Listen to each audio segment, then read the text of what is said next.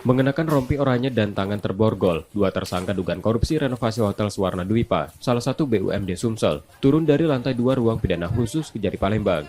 Dua tersangka masing-masing Augie Yahya Bunyamin, bekas Dirut Suwarna Dwipa, dan Ahmad Tohari, kontraktor PT Palkon Indonesia, ditetapkan sebagai tersangka renovasi hotel yang merugikan negara 3,6 miliar rupiah.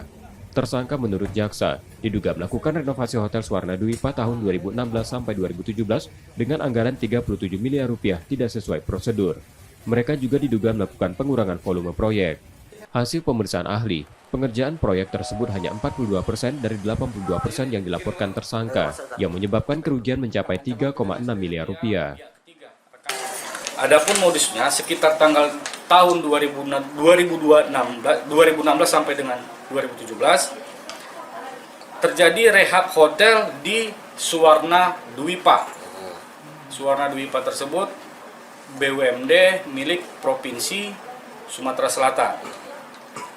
Nah, dilelang proyek tersebut sebenarnya ada aturan yang mengatur tentang BUMD provinsi. Nah, terus dimasukkanlah RAP. Jadi seolah-olah tahun 2016-2017 itu dilaksanakan proyek tersebut. Tetapi pada kenyataannya bantuan dari provinsi tidak ada proyek itu.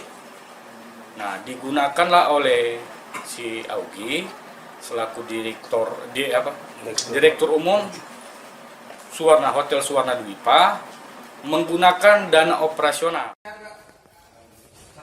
Setelah diserahkan penyidik Polda Sumsel, tersangka langsung ditahan jaksa di Rutan Pak Jo Palembang selama 20 hari. Yudi Kiswanto, Kompas TV, Palembang, Sumatera Selatan.